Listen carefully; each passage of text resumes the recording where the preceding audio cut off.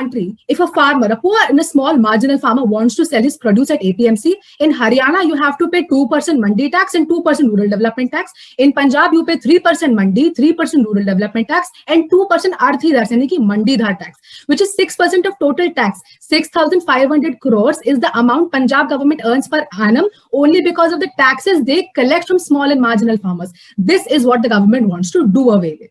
Secondly, I would like to talk about something called as ENAM and contract farming in a club. ENAM means electronic trading, wherein an electronic display will be given to the farmer to compare the prices. In APMC, competitive bidding does not happen because the farmer does not know the government safe and secure procured prices. The farmer is dependent upon the mandidar, who gives the farmer at any price he wants to give, and then he sells the produce at the desired choice and price. Now, ENAM and contract farming, these are practices, ENAM since 2015 and contract farming since 2007. Now, let me talk about something very, very important, the APLM Act 2017, which said that one license will be given for agriculture trading and livestock marketing, and that one market will be opened up at every 80-kilometer radius. So the point which you were mentioning about Shillong of having no mandis till 11 kilometers, that is what is 11,000 kilometers. That is what is being amended in this new given policy. Now, I would like to mention about something which has been untouched, a model in action of contract farming and electronic trading at the same time. Now, all of us have heard about a company called as ITC. Now, ITC has a system called as eChopal, wherein they have aggregation, logistics, counterparty risk, and bridging finance through internet kiosks. 6,100 internet kiosks in less than 10 states in our country, and everything from the weather to market pricing to climatic condition to other natural calamities, from farming practice to risk management to diseases, fertilizers, everything is taught and trained to the farmer in vernacular language, that is local language. So digitization does not mean English. Digitization does not mean one party being left and the others propagating, but it is this system wherein you have a growth overall.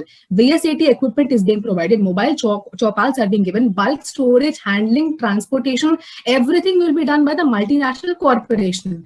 I understand the fear of abandonment and getting involved in the legal matters is happening, but ladies and gentlemen, you need...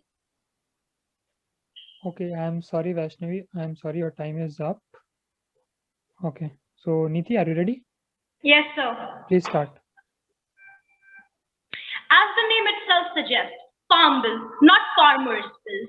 These farm bills are aimed at increasing the productivity of the farmland, but that does not necessarily mean the prosperity of the farmers.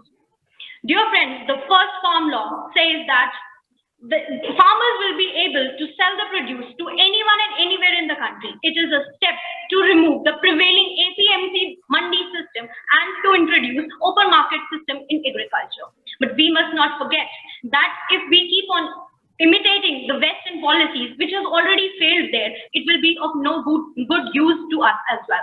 In US, 30 to 40 years ago, 1/4 of the population was dependent on farming and engaged into agriculture. But today, only 1% of the people there are engaged in agriculture, and they too are supported by subsistence allowances. In India, where 57% of our population is directly and indirectly engaged into agriculture, and out of the farmers, 86% are small and marginalized. How will such a failed policy help our farmers? Won't it add to the misery of our people?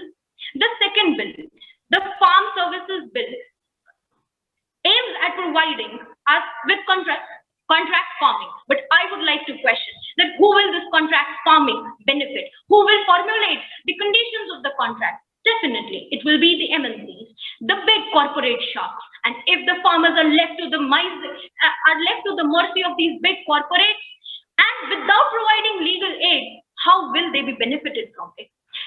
Giving the right to decide over the dispute between farmers and the big MNCs to the executive is another big flaw. We already know there is so much of prevailing corruption and political influence on our bureaucracy. And such conditions, how can the farmers' rights be guaranteed? The third law, the Essential Commodities Amendment Act, removes all the bans and promotes hoarding. Who will this benefit? The small and marginalized farmers who produce enough just to sustain themselves, their livelihood, and for their own consumption, or the big corporates who will be looking at agriculture as a business and as a money-making program. The policies will dominate. They will have the right to control the prices and this might even lead to inflation. In a country like ours, where where economy backbone is agriculture and most of the people are engaged in agriculture, these farm laws are to weaken our farmers, and instead a failed policy of the West will only add to Okay, the Neeti, your time is up. Your time is up. Both of you ready for the rebuttal? Yes, sir. Okay, Neeti, you may begin. I would like to ask you that you stated that there is prevailing tax on APMCs. I would like to amend you here that that tax is not paid by the farmers, but instead by the consumers. Now bringing about private mandis where there will be no tax, how will that not curb the prevailing APMC mandi system, which is supporting the small and marginalized farmers? Ma'am, the small and marginalized farmers are not being supported by the APMCs. Firstly, APMCs are not being removed. The tax on APMCs are being removed. Secondly, you said that consumers are paying. So consumers have excess money, or do we have a lot of money growing? When a farmer sells 2 rupees per kilo to the mandidhar, but we get it at 40 rupees per kilo, where is the 38 rupee margin going? It is going into the pocket of mandidhars. How is that a viable option for you? Secondly, one of that would only add another big middleman, the corporates and the MNCs. They will also act as middlemen. They will not be the farmers, the producers. Excuse me, ma'am. You are talking about corporation, a big conglomerate. You need to understand that corporate sector has been in agriculture for over years, and now they contribute to about 33,313 crores already to the economy. So it is not a new involvement. It has already been happening since ages. Then why didn't you question at that time? Firstly. Secondly, one of my worthy opponents mentioned, Mr. Jha, said that Bihar, I am from Bihar and I know the situation of APM. I know the situation of paddy and wheat producers in my state because of lack of APMs. Sir, let me finish. Sir, you need to understand that in Bihar and Jharkhand are one of the poorest. Let me finish. But you do not understand that the APMCs which exist today are only 6,934, whereas we need 41,000 mandis. So instead of bringing in a new private mandi, why can't we continue with our own APMCs? Ma'am, you are talking about providing a medicine to the disease, and we are trying to eradicate the disease onto itself. Why do you want to have a wound on your body when you're trying to remove it completely? You yourself need to understand with the AP. Let me finish. In the APLM Act, let me finish. And their monthly income is 14,934 rupees, whereas the monthly income of your farmers is only 5,000 rupees per month. Excuse me, what my farmers, you need to understand is that the corporates you're talking about and the big giant farmers contribute to 8% in a 15% GDP, and rest 70% of population, they only contribute to 7%. This is to boost the marginal farmers. Ma'am, you are interrupting me time and again. This is unethical. Firstly. Secondly, I would want to talk about a person who mentioned that Bihar is one of the poor states and farmers, especially in Bihar, are at loss because of lack of APMCs. Sir, you need to understand that in Bihar, farmers of paddy, producers of paddy and wheat are suffering. It is because Bihar government under NFSA Act purchases paddy and wheat from Chandigarh, from Punjab and Haryana and sells it at 1 and 2 rupees per kilo. So it is not the responsibility of lack of APMC, but it is because of NFSA being involved. Whereas in a state like mine, where the APMC mandi system is very strong, the farmer's overall income is much more than that of any other part of the country. Which farmer are you talking about? The farmer wherein every farmer dies at every year. That is a strong system for you. You're from Punjab or Haryana or which country, which state? Let me know. The side of farmers in my state is far less than that in Maharashtra. In Maharashtra, the APMC mandi system is very weak. Whereas in my state, in Punjab, in Uttar Pradesh, where APMC mandi network is very strong. Ma'am, do you know the percentage of small and marginal farmers in your state? If you're talking about Punjab, let us talk about that. I have the logistics over here with me. The growth which Punjab government shows, it is a sectionalized level. So 1 and 2 levels of the state only propagate. What about the small ones? Farmers, and this was the report of the NSO produced in 2017. Moreover, the present government, it has stopped even, they say that they will be doubling the income of the farmers until 2022 and 2023, whereas the agriculture economic growth is only 6.8%. So if you're not letting any reform come in the name of protecting people, how do you think they will double the income? If you're not letting people things happen, how will you letting a double the income? And what is this logic behind this thing that in my state, Punjab isn't India? You have n number of states which are literally fighting and farmers are struggling for their own health. Example, You cannot just come and question. The APM Mandi system is very strengthened. There the It's condition of not strengthened. It is not strengthened. Where is it strengthened if I have to pay to sell my own produce, wherein you buy at 2 rupees per kilo and you sell at 40 rupees per kilo? How is it strong? Who is benefiting over here? Are you benefiting? Am I the consumer? Am I benefiting? all these three laws, then what is the guarantee that if the big corporates, they will buy the farmers produce directly, they will ensure a good price to them? So when the farmers were not even aware of MSP, they were being sold at any price given, that was fine. Now, when you have the executive getting involved, the legislative getting involved, and judiciary is the apex body, ma'am. It does not need yours and my permission to get involved. It is primus inter pares. So there is nothing.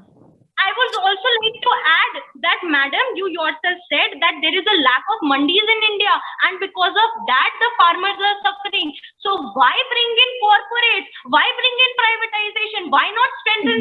Did you hear me completely? I said that they will also be constructing every mandi at 80-kilometer radius, and this was done in 2017 APLM Act. I said okay, this also. Neeti and Vaishnavi, I guess the time is up. I'm sorry. Sure. Okay, so Neeti, please present your conclusion. Okay, sir. I would like to conclude by saying that instead of adopting a previously failed policy, the government should look into our own agricultural problems and find indigenous solutions to that. MS Swaminathan Committee's report should be implemented. MSP should be guaranteed to every farmer in our country on every crop. That too according to the C2 formula. And the agricultural reforms that we bring about should not only focus on increasing the farmland produced, but also should focus on enhancing the prosperity of our farmers. The farmers were, are, and shall be the backbone of our country. Let's strengthen this backbone. Thank you. Okay. May I go ahead now? Yeah, please. MS Swaminathan Committee was in 1960, Sharad Kelkar in 2002, APMC model in 2003, then again the Swaminathan Committee in 2015. Committees have been coming and going, but nobody had the guts and the glory to initiate a reform. Now when a reform is being initiated, you intellectuals will come and stop it at every point and nook and corner just because one or two states are benefiting from it. If this isn't selfish, I do not know what selfishness is. Exactly. Firstly. Secondly, who said that mandis are being removed? APMCs are not being removed. Private corporations and gigs are being involved so that you have an option to sell your produce at a price you want to fix. Instead of you begging the mandidars for a price, you will be the masters. How is that not benefiting the farmers? I want to know in firstly. Secondly, you talk about something that, poor farmers, they cannot adjust, they cannot have a bargain, they cannot fix a price. When the farmers were not getting that price at MSP also, it was sufficient for all of the states. Now, when you have an executive body being involved, a legislative system being involved, and judiciary is an apex body which does not need your permission, judicial remedy, judicial review, judicial opinion, everything is strong. How can you say that farmers will go out of the blue? What you need is strong implementation. Now, for strong implementation, dispute redressal system is being set up, internet kiosks are being set up, digitalization ke baare mein bolke, you have wires and tires running, you have system of. Okay, sorry Vaishnavi, the time is up. I'm sorry.